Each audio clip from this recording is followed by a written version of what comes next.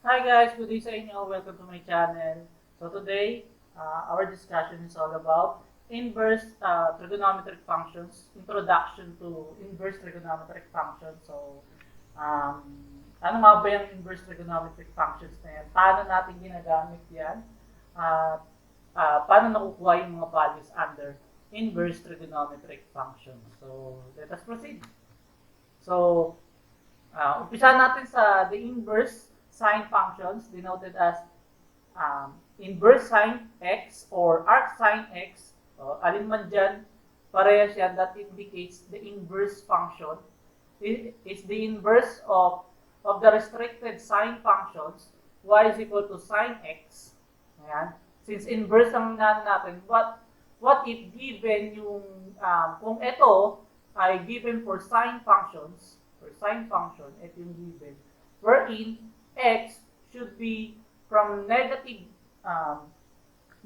pi over 2 up to pi over 2, which means that is from negative 90 up to positive 90. Kung titingnan natin dun sa unit circle, ayan, yung restrictions na binibigay niya, kung magbibigay tayo ng certain value dyan, ang makukuha natin value ng y. Take note kung nagbigay tayo ng certain value dito na naka-angle, ang ibibigay niya sa inyo, yung coordinates ng y coordinates sa sine. Okay? So, that is mula dito, kung 90 degrees, negative 90 degrees, so therefore counterclockwise yung rotation natin doon. So, mula dito sa 0, sa ating terminal side, mag-measure tayo ng 90 degrees. So, mag-fall tayo dito sa 270 degrees, negative 90 degrees, nandito, up to dito. Dyan, hanggang doon sa positive 90 degrees. So, ito yung side na yan. So, bakit yun lang yung restriction for sine function? Kung mapapansin nyo, if we determine the sine function, remember that sine function is the y coordinates, tama?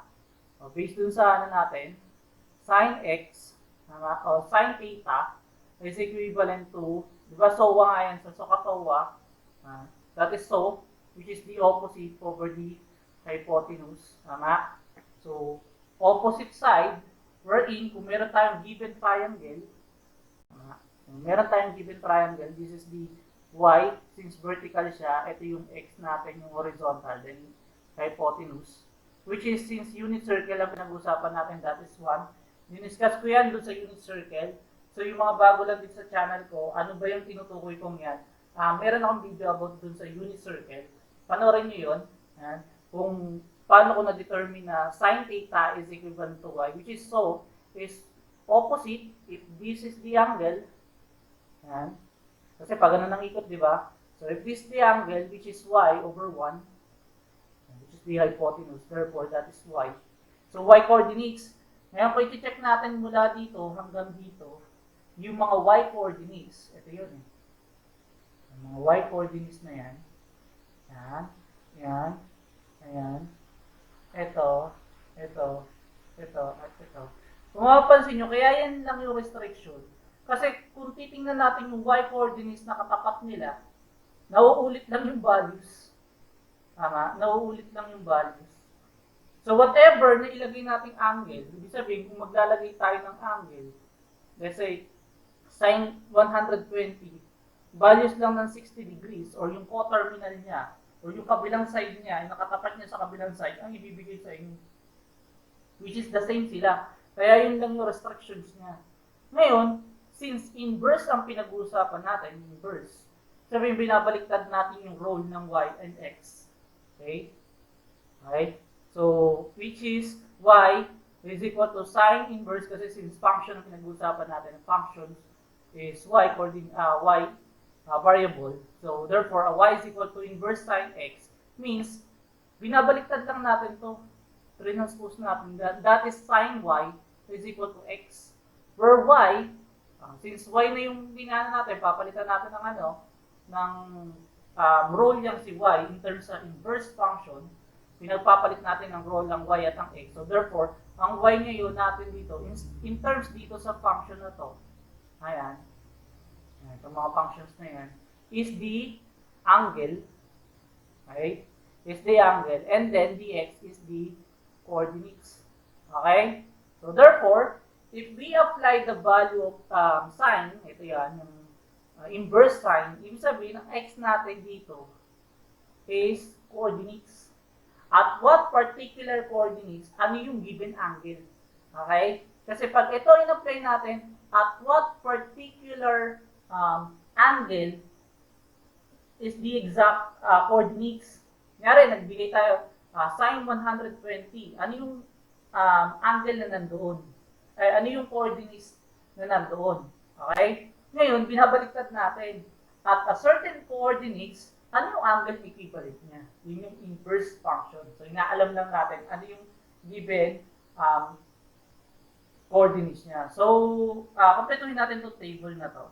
So, ibig sabihin, kung meron siya restrictions, meron din siya restrictions ng inequalities, ng domain, which is the x. Okay, this is the x. And then the range, which is the y. Okay?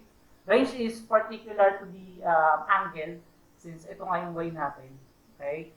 So, since inequality notation tayo, ito yung restriction for the x. Therefore, that is from negative 1, x is less than or equal to x is greater than or equal to negative 1, and x is less than or equal to positive 1. So, from negative 1 to positive 1. Okay? Mula dito sa negative 1 up to positive 1. Ang certain values ibigay natin. Okay?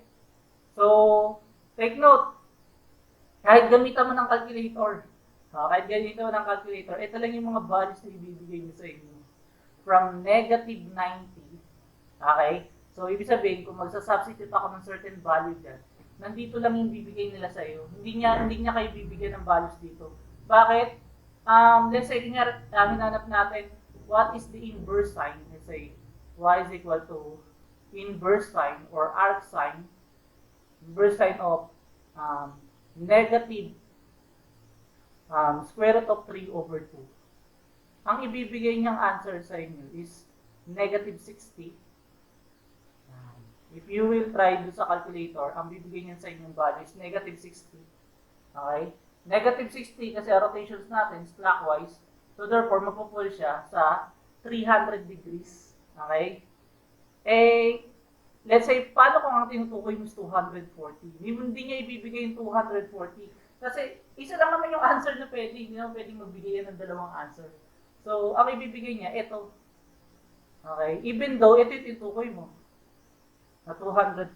Kasi ito lang yung restriction niya. Bakit hindi 240 ang binigay niya? Kung makapansin niyo, pares lang yung coordinates nila. Okay? So, ang ibibigay niya, based dun sa restrictions niya, from negative 90 up to positive 90. Okay? So, ito yon. So, therefore, in terms of interval notation, since meron tayong equal sign dyan, okay? So, from negative 1 up to positive 1. Okay? Ang gagamitin natin is bracket. Diba? Kasi in terms of interval notation, if yung inequalities is kasama yung number itself, so, ang gagamitin natin is braces, okay? Or bracket. Kapag hindi kasama, walang equal sign, yung inequalities, ang lalagyan natin is open-close parenthesis. Okay, in terms of interval notations, okay? So, yan yung per domain natin. So, ibig sabihin, ang pwede lang natin ibigay na values is from negative 1 to positive 1 para makakuha tayo ng values dito. So, ibig sabihin, kung kumuha kayo ng other values, let's say, inverse sign of positive 2. Let's say, inverse sign of positive 2, ang bibigay sa inyo is parameter out of range or math error dun sa ibang mga calculator. Ang lalabas dun is math error. Kasi nga, ito lang yung restrictions niya. Okay? Hanggang dyan lang yun, yung restrictions niya. At ang ibibigay niyang angle sa inyo is between lang doon. So, between negative 90 up to positive 90, which is, that is the range natin, inequality notations natin. Inequality notations natin for range. Ang ibibigay natin, kung magdi-declare tayo ng certain values between negative 1 to positive 1, alin man doon, ay ibibigay niya lang rin sagot in terms of inverse sign. That is from negative 90 to positive 90.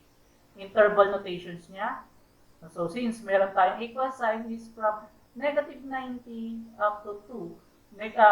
from negative 90 up to positive 90, or from negative pi over 2 up to pi over 2 in terms of radian. Okay? So, anong nasa quadrant yun? Quadrant, this is, mula nandito yung negative 90, at ito yung positive 90. So, belong siya sa quadrant 1 and 4. Okay? So, ganyan yung process kung bakit. Kasi most of the time, kapag ka nakaka-encounter tayo, yung mga previous video ko dito, yung solving applied problems, involving trigonometric functions, nagre-relate tayo sa calculator. Mag-compute tayo sa calculator. Okay? So, saan nga ba nanggaling doon yung mga values na yun? Ito yung values ng for sine. Okay? Dito lang sila kumukuha. Okay? How about for cosine? Ito naman tayo for cosine. Ang restriction ni cosine, ito. Ayan. Ang restriction niya is yung y value is from 0 to pi. Okay? From 0 hanggang pi. Ito lang. Okay? The same reason, kung mapapansin niyo yung values since cosine yan, okay? So, katawa ka is adjacent over the hypotenuse, wherein adjacent is the x. Hypotenuse is 1, since unit circle ang pinag-uusapan natin. So, therefore, that is x over 1. Therefore, that is x coordinates. For cosine, the x coordinates is, ito, square root of 3, and square root of 2, itong 1, yan. Kung papansin niyo yung mga yan, lahat ng values na yan hanggang dito, nauulit lang yan dun sa kabila. Okay? Nauulit lang yung mga values na yan dun sa kabila. Yung x values natin. So, kung nauulit lang siya dun sa kabila, nauulit lang yung mga values na yan dun sa kabila, edi, hanggang dun lang talaga yung restrictions niya. Okay? Hanggang lang yung restrictions niya. So, hindi naman pwedeng bigyan kayo ng 2 answers. So, ito lang rin yun. Even though, nilagay natin square root of what is the inverse cosine of 1/2. Nag-compute tayo, let's say, inverse cosine of 1/2. Ang ibibigay niyang sagot sa inyo ay angle na katapat ng 1/2, which is 120 degrees. Okay. Hindi kanya bibigyan ng answer na 240 degrees. Ito ibibigay niyo sa inyo, 120 degrees. Okay? So, yun din yung reason. Kasi nga, pares lang sila. Hindi naman pwedeng magbigay ng si calculator ng dalawang answer. Okay? So, yun din yung mangyayari dun sa values ng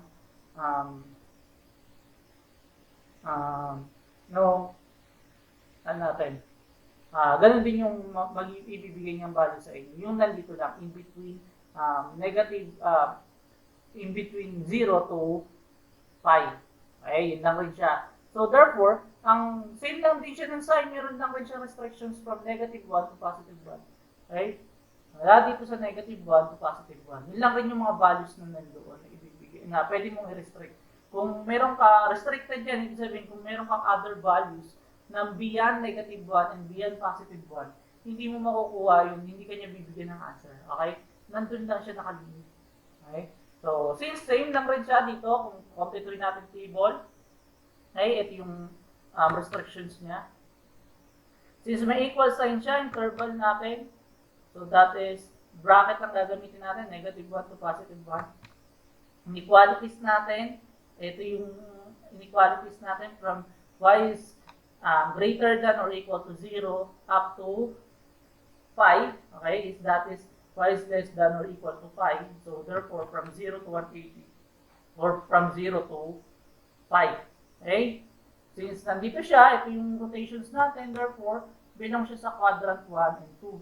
Sabihin, anything na i-compute natin using inverse sine, okay, kapag ina-apply natin yung inverse functions, ang nakukuha natin given angle.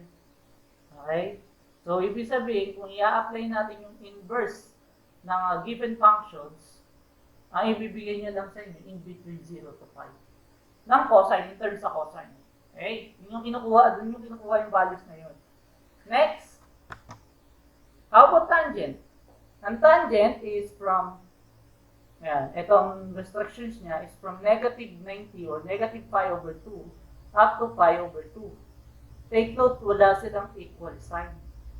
Okay, ibig sabihin, pwedeng negative 9, since this is negative 9, pwede ka magbigay up to negative 89, not 90. Okay? O kaya up to positive 89, pero hindi pwede ka mag-90. Bakit? Bakit? Kasi nga, di ba, ang tangent,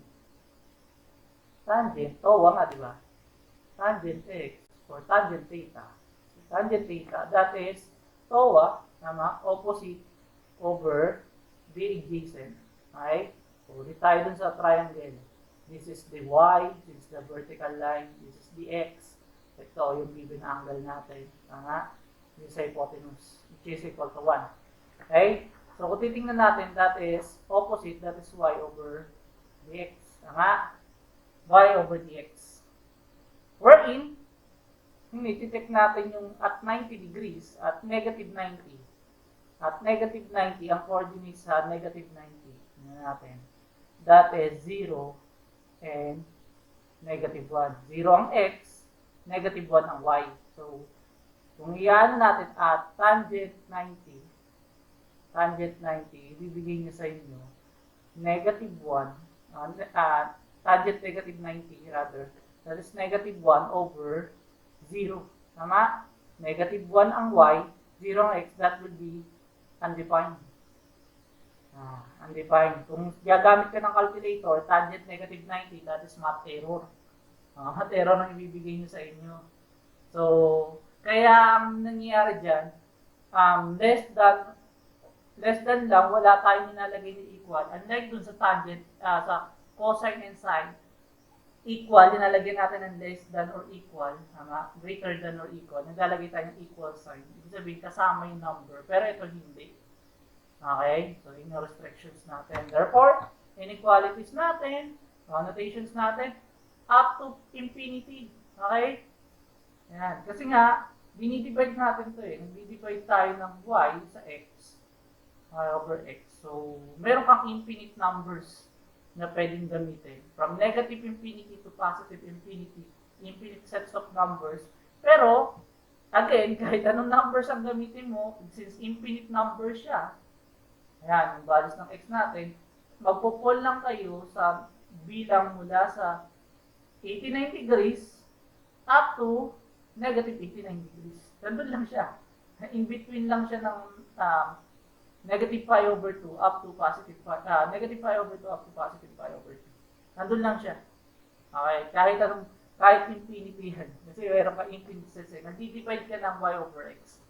So, since wala tayong equal sign, so ang gagamitin natin ngayon is open close parenthesis. From negative infinity to positive infinity. Okay?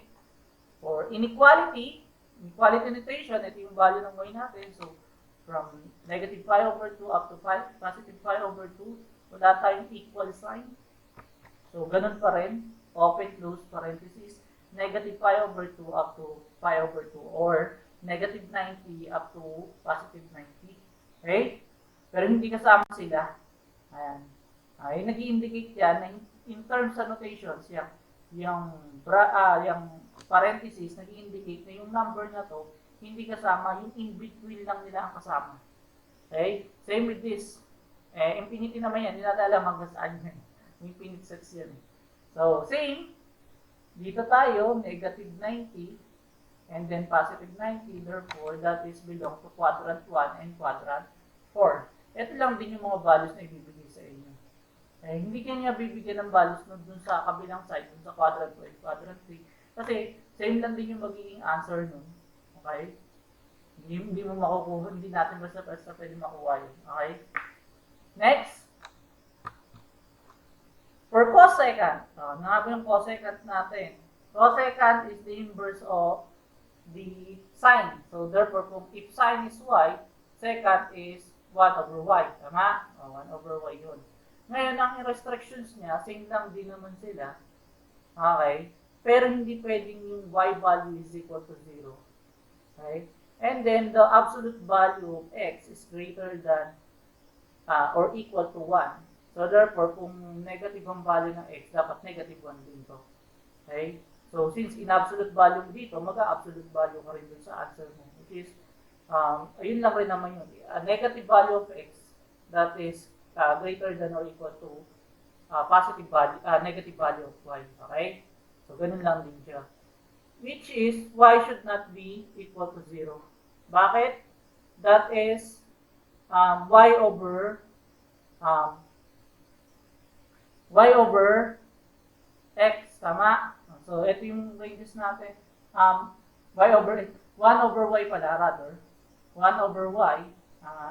So, that is, kung 0 ang given natin, kung 0 ang value ng y natin dito, okay, that is, 0 over, 1 over 0, that is undefined.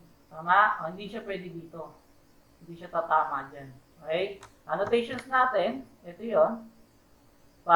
Absolute value of x is greater than or equal to 1. Interval notations natin, since naka-absolute value siya, di ba? So, ibig sabihin, kung hindi absolute value tinitingnan natin, kasama si negative 1. So, the union, ang hindi naman natin sinama yung 0 eh. The union of negative 1, ayan, kasama si negative 1, up to negative infinity, and then from positive 1 to positive infinity, yun ang values na pwede natin kunin. Any values between doon, except 0, hindi kayo, pwede kayo makakuha ng answer doon. Except 0. So, kung gagamit kayo sa calculator, kung gusto nyo talaga makuha, bakit hindi kasama si 0, gamitan nyo 1 over, kasi since gamitan natin siya ng identity, reciprocal identity, that is equivalent to 1 over sine, tama? So, 1 over inverse sine, 0, give us your answer is math error din yun. Ang sagot doon, math error din kasi nga 1 divided by 0. Since at 0 degrees nga, ito yung 0 yun. So, ibig sabihin, di ba nga ang cosecant natin, cosecant theta natin, is equivalent to 1 over y. So, if y is equal to 0, 1 over 0 is undefined. Okay? Undefined yun. So, kaya hindi siya sinasama dun sa values. Ibig sabihin, other na values, except 0, except y is equal to should not be equal to 0, hindi pwede tayo bigyan values nun, makakuha kayo ng answer. So, ganun din, the same lang din ang restrictions natin. Kahit from hanggang negative infinity yan at positive infinity yan, kahit alin doon na ilagay mo, ang answers lang na bibigay sa is from negative pi over 2. So, ibig sabihin from negative 90, tatayong equal sign ha, from negative 90 up to positive 90, pero hindi siya pwedeng magkaroon ng equal to 0. Okay? Interval notations din natin, ganun lang din. Okay?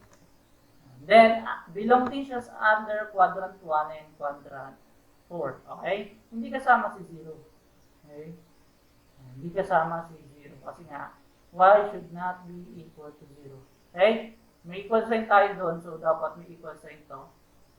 Okay? May equal sign to. Okay? Which is, same lang rin naman dito. Tama? May equal sign. Bracket ang gagamitin natin. May equal sign tayo. Okay? Dito, kaya lang naman naka-absolute value tayo dyan. Ibig sabihin, kung hindi natin a-apply ng absolute value, a negative x is less than or equal to negative 1. Okay?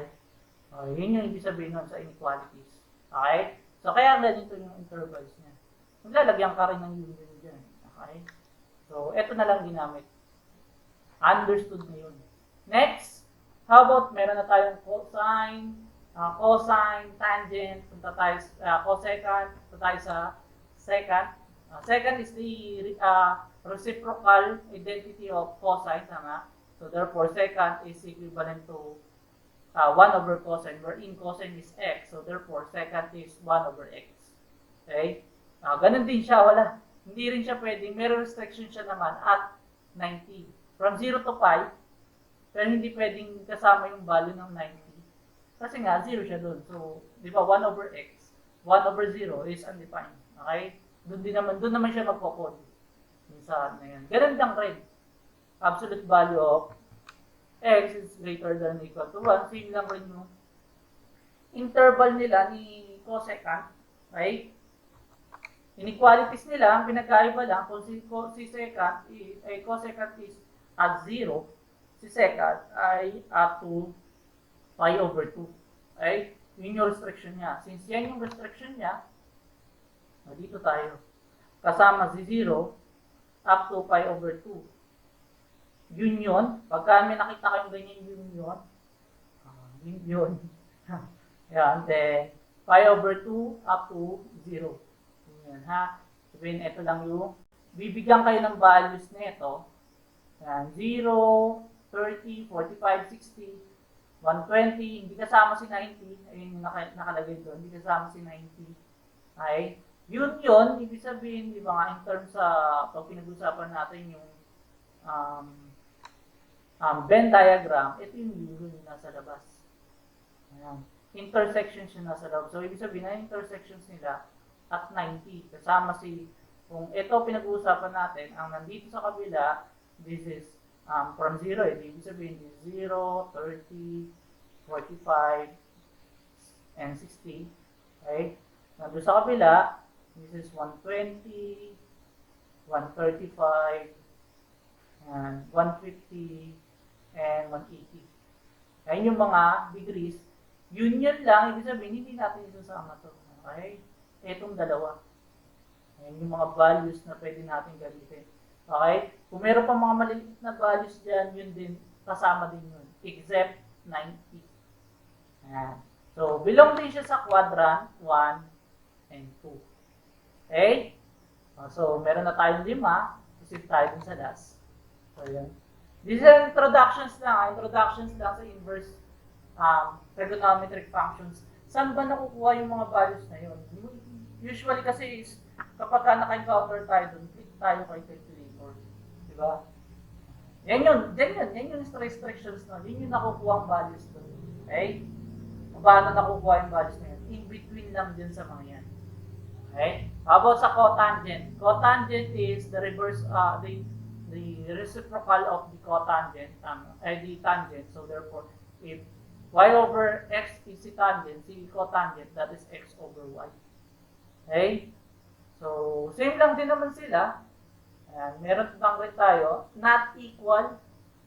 Ibig sabihin, hindi niya sinasama si 0 degrees at si 180. Hindi tayo nilalagay ng equal sign. So, ang restrictions natin is from 0 to 180, pero hindi kasama si 0 saka si 180. Pwede kasama si 1 degree up to 179 degrees. Okay? Kung kasama gusto nyo lagyan ng decimal, wala problema doon. Pero hindi pwedeng exactong 180 at exactong 0 degrees. Kasi bakit? Ganun pa rin. Meron tayong 0 doon. Since that is cotangent, the cotangent theta, reversion ni tangent, that kung si tangent is y over x, this is x over y.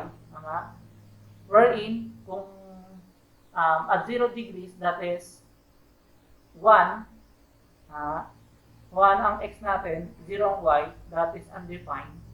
Kung 180 degrees, that is negative 1, and 0, that is also undefined. Yan. Kaya hindi sila kasama. So, ibig sabihin, kahit anong values na ang i-input natin, kasi nga, ito no, ang binilagay natin dito, ang sinasubstitute natin is coordinates. Kahit anong ilagay natin coordinates niya, from negative infinity to positive infinity, never tayong bibigyan ng answer na 180 at 0. Okay? Hindi kayo bibigyan ng answer niyan. Never kayo makakakuha ng answer na 0 degrees and 180 degrees. Okay? Kasi at 0 degrees, that is undefined. And at 180 degrees also undefined. Okay? So, domain tayo. Ito domain natin. Ganun ulit. Negative infinity to positive infinity. Wala tayong equal sign. So, parentheses. For inequalities, from 0 to pi. So, wala ulit tayong equal sign. Tama? So, parentheses ulit from 0 to pi. 0 to pi is belong to first and second quadrant. Okay? So, I hope nasundan nyo siya. Analyzation lang naman tong lesson natin dito sa video na to. Ina-analyze lang natin saan ba nakukuha yung mga values ng mga inverse functions na yan. Okay? So, magpe-prepare ako ng another video or another lesson na yun na, computations na tayo. Applications. Paano ka ba ginagamit yung computations niya? So, ito kasi, ang discussions lang natin, saan nakukuha yung values? Okay? Bago tayo pumunta dun sa computation. Kasi baka pag pumunta tayo dun sa computation, tapos hindi naman natin alam saan natin kukunin. Ito yung mga restrictions. Okay? So, same lang din. Kunyari, sine. What is the inverse cos, sine of negative 2? So, hindi mo na kailangan mag-calculator. Alam mo na ang restrictions niya, ang domain nun is from negative 1 to positive 1. And linagay kong values negative 2. Ano pa yung nakagad yun? No need to compute with, sa calculator. Ganun lang naman siya. As long as alam natin kung hanggang saan lang yung certain values na pwede natin lagay. Meron din tayong alam na certain value na pwede maging answer niya. Okay? Based dun sa mga inequalities niya and inequality notations niya or interval notations niya sa domain and range. Okay? So, that all for this video. Thank you sa inyo. Thank you sa panonood. Thank you sa pag-suporta dito sa aking channel mula din sa day 1. Na-appreciate ko yun. Kaya ako patuloy akong gumagawa ng mga videos for mathematics. I hope natutulungan ko talaga kayo. Thank you. Bye-bye.